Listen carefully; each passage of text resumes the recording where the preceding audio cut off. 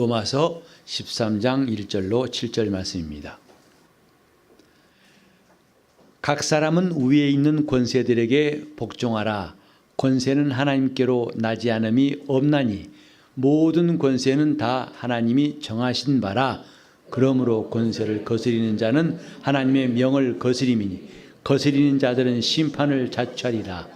관원들은 선한 일에 대하여 두려움이 되지 않고 악한 일에 대하여 되나니 내가 권세를 두려워하지 아니하느냐 선을 행하라. 그리하면 그에게 칭찬을 받으리라. 그는 하나님의 사자가 되어 네게 선을 이루는 자니라. 그러나 내가 악을 행하거든 두려워하라. 그가 공연히 칼을 가지지 아니하였으니 곧 하나님의 사자가 되어 악을 행하는 자에게 진노하심을 위하여 보응하는 자니라. 그러므로 굴복하지 아니할 수 없으니 노를 인하여만 할 것이 아니요 또한 양심을 위하여 할 것이니라. 너희가 공세를 바치는 것도 이를 인함이라. 저희가 하나님의 일꾼이 되어 바로 이 일에 항상 힘쓰느니라. 모든 자에게 줄 것은 주되 공세를 받을 자에게 공세를 바치고 국세 받을 자에게 국세를 바치고 두려워할 자를 두려워하며 존경할 자를 존경하라. 아멘. 신앙생활은 조화가 필요합니다. 하나님께서 우리에게 주신 믿음은 한쪽으로 치우치는 것이 아니고 또 타협하는 것도 아니고 조화가 필요한 겁니다. 타협과 조화가 비슷한 말 같지만은 사실은 다릅니다. 타협이라는 것은 이만큼 양보하고 또 저만큼 양보해서 접점을 찾자는 것이지요.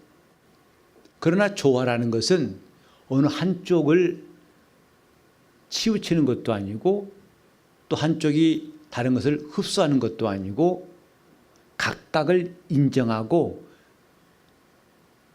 그것이 충돌하지 않는 하모니를 말하는 거죠. 이제 본문에 사도 바울이 위에 있는 권세들에게 복종하라, 굴복하라 하는 말씀을 하고 있습니다. 왜 그럴까? 사도 바울이 왜 이때 이 말씀을 했을까를 생각해 봅니다. 예수 그리스도를 믿는 사람들은 오직 그리스도만이 우리의 머리가 되시고 우리는 그분의 지배를 받는 사람이라고 생각합니다. 근데 이것이 한쪽으로 치우치다 보면 세상에 있는 권세들을 우리는 복종하지 않는다. 이렇게 치우칠 수 있습니다. 왜? 우리는 주님께만 복종한 사람이지 세상에 있는 권세들에 복종한 것은 하나님 뜻대로 하는 것이 아니다. 이것 또한 극단적인 것입니다. 예수께서 말씀하셨죠. 곧 세금을 내라고 어떤 사람이 말하니까 베드로에게 말씀하셔서 가 고기 한 마리 낚아와라. 그랬더니 그 입에 쇳돈이 있어가지고 너와 나를 위해서 세금을 내라 하신 말씀이 있습니다. 예수님이 이 땅에 오셨을 때에 그는 분명히 가이사의 것은 가이사에게 하나님 것은 하나님에게 드리라고 말씀하셨습니다. 하나님을 섬긴다는 것 때문에 가이사에게 할 것도 하지 말고 다 이쪽으로 모아라. 그런 가르치심을 한 적이 없습니다. 곧 가이사에게 줘야 할 세금은 그에게 주고 하나님께 드릴 것은 곧 하라. 즉 어떤 사람들이 시험했지 않습니까? 우리가 가이사였기 때문에 곧 그들이 무서워 굴복하라는 것이 아니라 하나님이 이들을 세우셨다는 것을 인정하고 그들에게 굴복해야 한다 이 말이죠. 만약에 그걸 거스린다면 너는 그들만 거스르는 게 아니라 하나님의 명령을 거스리는 것이고 하나님이 심판할 것이다 하고 바울은 엄히 경고하고 있습니다. 다시 말합니다만 우리 신앙생활은 조화가 필요합니다.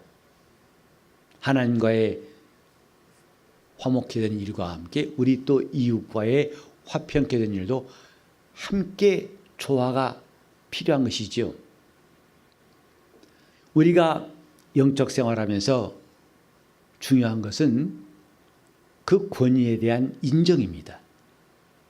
사실 이 본문 내용은 세상에 있는 권세에 대해서 기독교인들이 어떻게 할 것인가를 말하고 있는 내용입니다. 그래서 첫째는 하나님이 세우신 권세이고, 그런 권세 있는 사람들은 하나님의 사자가 되어서 하나님이 맡기신 일을 하고 있으니까 그들을 거스리는 일은 결국 하나님 앞에서 거스리는 것이다. 그들 앞에서도 우리는 신앙인으로서 본분을 잘 감당해야 한다. 이것이 아주 간단한 7절까지 말씀이에요. 관원들을 세운 것, 그것은 선한 일을 행하라고 세운 것이다. 만약에 네가 악하게 행한다면 반드시 그들은 하나님의 사자가 되어서 너희에게 마땅한 보응을 할 것이다. 그러니까 그들을 노를 인해서만, 5절에 보니까 그들이 노를 바랄까 봐 겁나서만 할 것이 아니라 양심을 인하여 할 것이니라. 우리의 착한 양심을 봐서라도 그렇게 해야 맞다. 양쪽 다 조화가 필요하다 이 말이죠. 사도 바울이 에베소 6장에 보면 이제 상전들에 대해서 말씀하시고 또 종들에 대해서도 어떻게 할 바를 이야기합니다. 그때에 그 상전들에게 해야 할 일들을 마땅히 어떻게 할 것인가, 주께 하듯 상전들에게 복종하는 것도 주께 하듯 하라. 주님에게 하는 것처럼 그들을 공경하고 그들에게 성실히 일하는 것이 기독교인으로 마땅하다고 말했죠. 그러니까 우리가 지금 단지 국민으로서, 국민의 의무로서, 또 그들이 우리에게 불이익을 줄까 봐 마지못해서 하는 것 정도가 아니라 신앙이라는 본질, 그 본질을 따라서 해야 한다. 이것이죠. 자, 우리 한번 다 같이 에베소 6장을 보실 때에 5절부터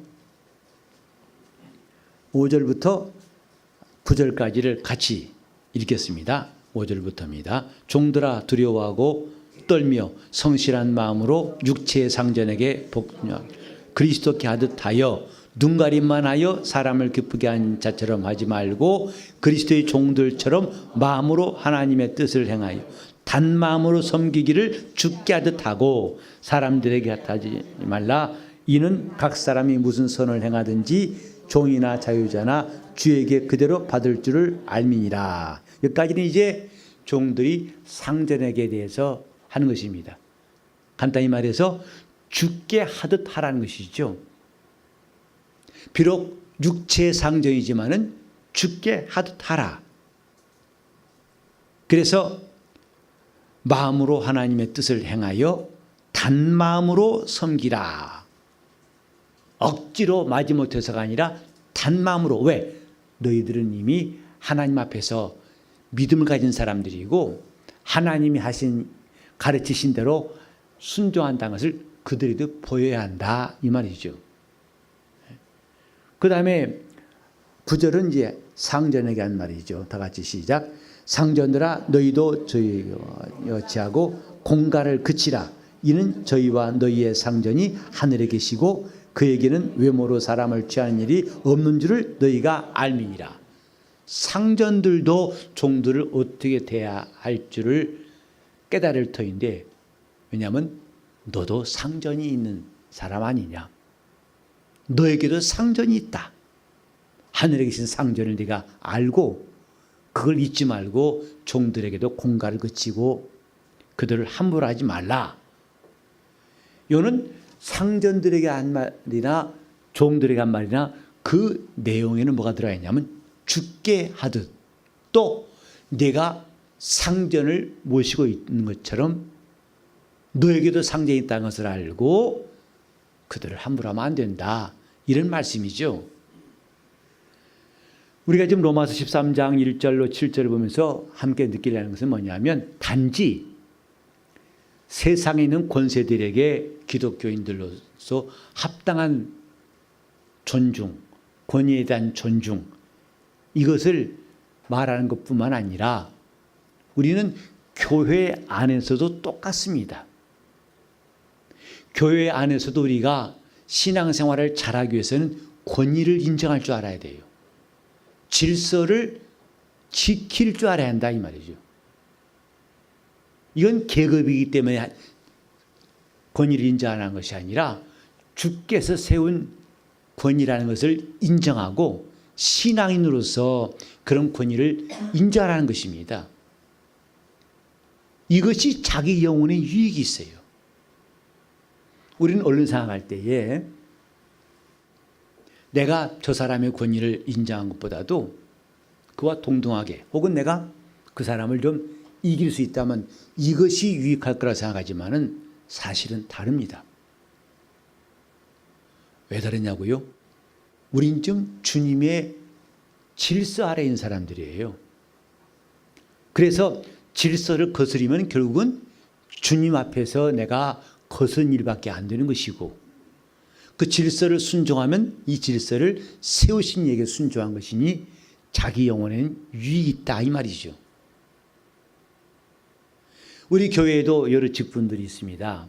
근데 이 직분들은 서로 누가 높고 낮다는 것을 말하는 것이 아니라 각각 하나님이 세우신 직분이라는 것을 먼저 인정하면 필요합니다. 이는 꼭 목사만 인정하라는 뜻이 아니에요. 각각의 직분들, 그 직분들에 대해서 인정할 것은 이 직분을 주신 이가 주님이시라고 믿기 때문이에요. 하나님이 이 모든 일들을 정하시고 역사하신다고 믿는 이 신앙의 근본이 필요합니다. 예수께서 말씀하신 것처럼 이 소자에게 냉수 한 그릇만 대접할지라도 결단코 상을 잃지 않을 것이다. 선지자 이름으로 선지자를 대접하면 선지자의 상을 받을 것이요.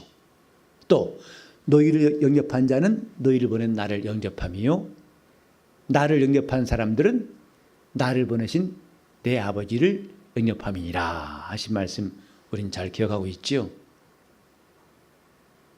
우리 영적 생활을 잘하기 위해서 필요한 건 질서에 대한 순종이에요. 권위에 대한 인정입니다.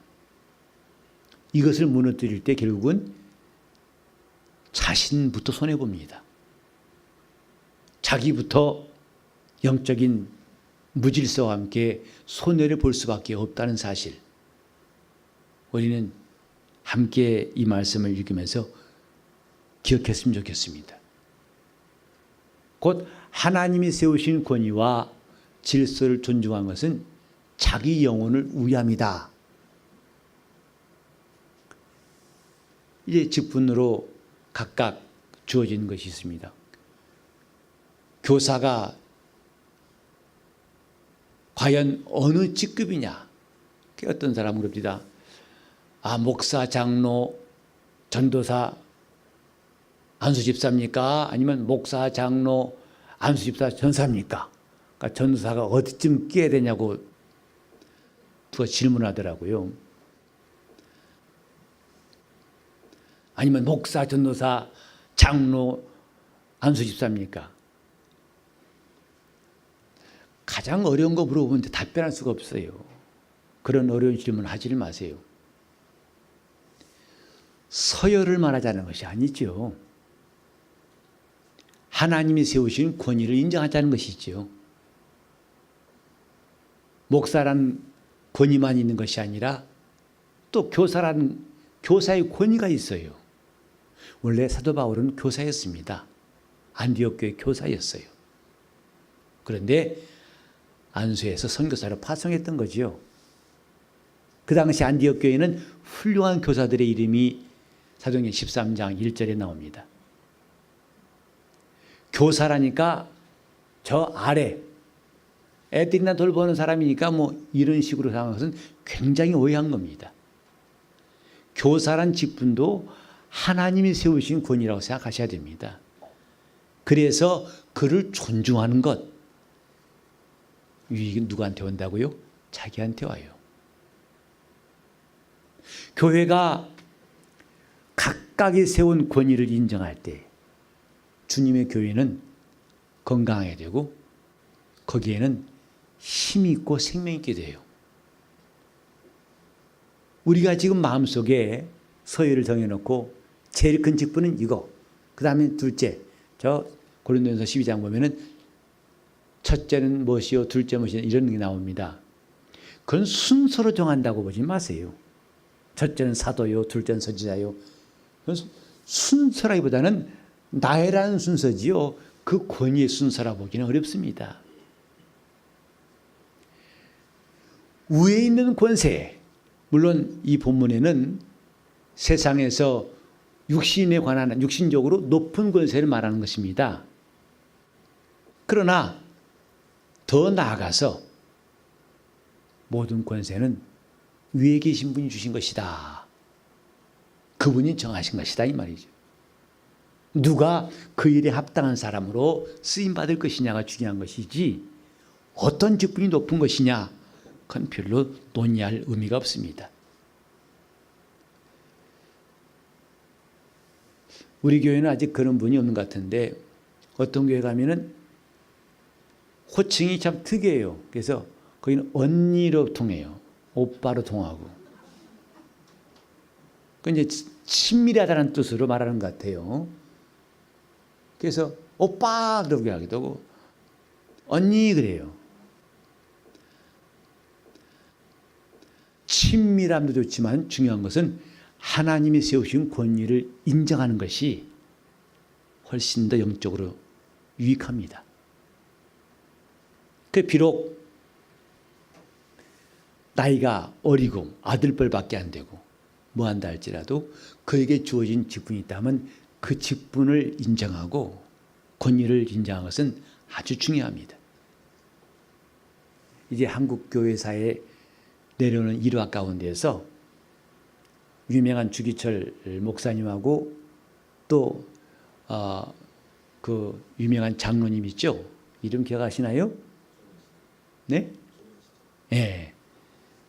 그분 사실은 원래 조만식 장로님이 주일학교 교사일 때에 학생이었다고 그래요. 주기철 목사님이.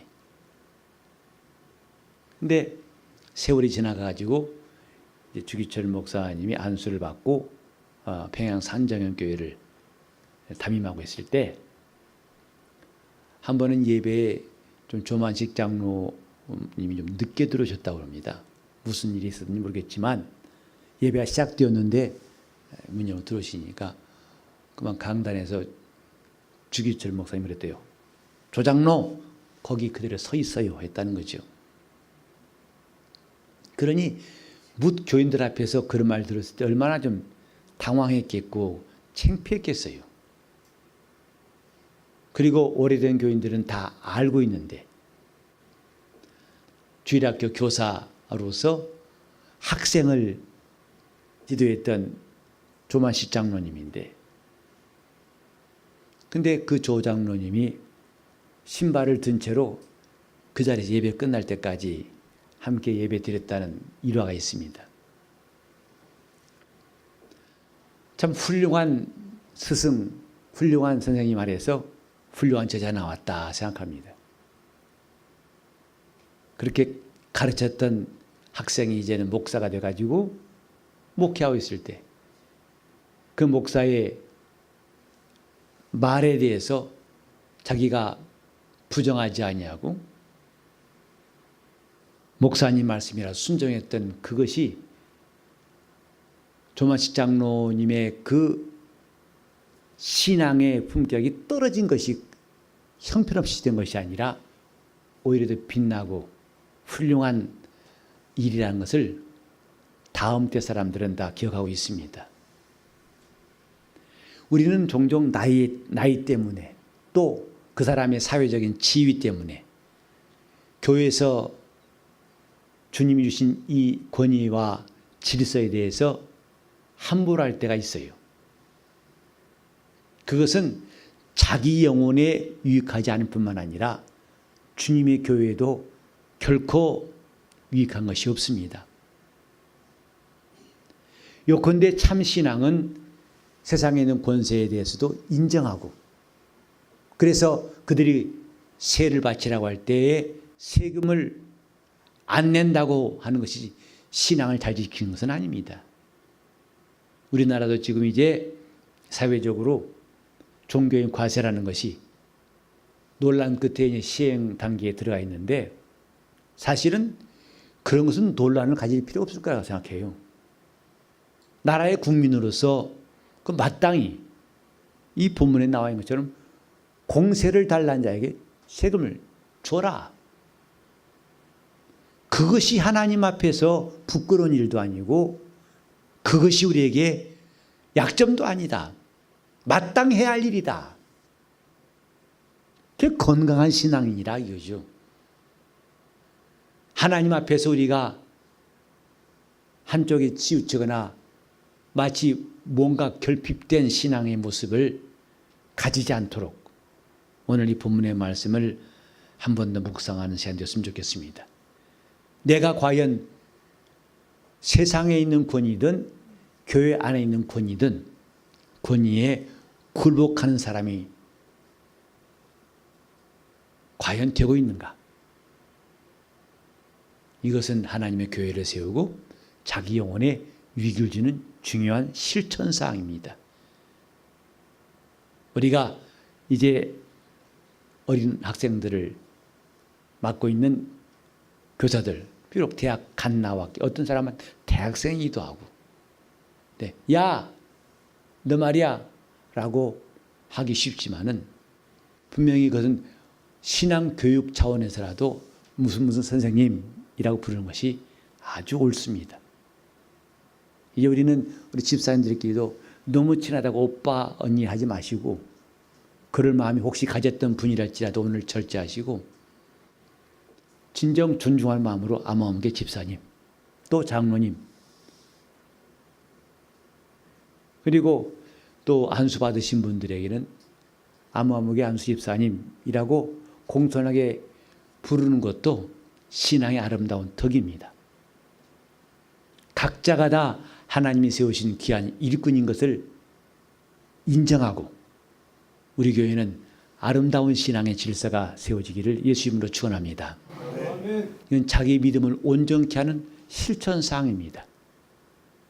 내가 상대방을 함부로 했다 해서 내가 높아지거나 이겼다고 한 것은 착각일 뿐입니다. 오히려 그 조만식 장로님이 했던 일 에피소드처럼 비록 이 세상 사람들의 생각에는 맞지 아니할지라도 하나님이 세우신 그 질서와 권위에 대해서 순종했던 훌륭한 신앙의 향기가 우리에게도 잔잔한 감동을 주는 것처럼 우리 교회도 그런 훌륭한 신앙의 사람들이 많이 나올 수 있기를 바라면서 믿음의 질서, 영적인 질서와 함께 또 교회에서 하나님이 세우신 권위가 점점 견고해지고 또 튼튼할 수 있도록 이 일에 우리가 꼭 필요한 사람으로 쓰임받기를 예수 이름으로 축원합니다. 기도하실 때 내가 하나님 나라를 위해서 주님의 교회를 세우고 또 우리 교회의 모든 지체들이 건강한 지체가 되게 하는데 꼭 필요한 사람 되게 해달라고 통성으로 기도하시겠습니다. 하나님 아버지, 우리가 주님의 교회를 세우는 일꾼이 될 수 있도록 역사하여 주시옵소서. 주님 도와주옵소서. 주님 함께 하시고 역사하여 주옵소서.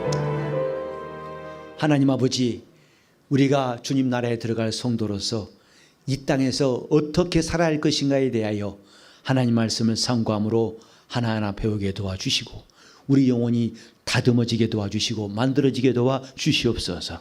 세상 사람들도 훌륭한 신앙의 사람들이라고 기억할 수 있도록 우리 주님이 주신 믿음을 다 각각 실천할 수 있는 모든 말씀들 하나하나 귀를 기울여 듣게 도와주시옵시되 우리는 세상에 있는 권세들도 존중하게 도와주시되 또 교회 안에 있는 하나님이 세우신 신령한 질서와 거룩한 직분들도 존중할 줄 아는 신앙의 신사가 되게 하여 주시옵소서. 우리 칭찬받는 성도들이 밖에서도 칭찬받게 도와 주시옵시고 하나님 나라를 위해서 애쓰고 수고한 일에 흠도 점도 없는 우리 영적 생활 되게 하여 주시옵시고 우리 온 교회가 하나님이 주신 영적인 질서를 따라서 하나님이 주신 권위를 순종하고 또 순종함으로써 우리 교회가 건강하고 아름답고 신령한 교회로 나아갈 수 있도록 인도하여 주시옵소서. 주님께서 주신 직분을 잘 감당할 수 있도록 붙잡아 주시옵소서. 주의 은혜 함께 하시고 인도하시기 원하며 예수 이름 받들어 기도 올리옵나이다. 아멘.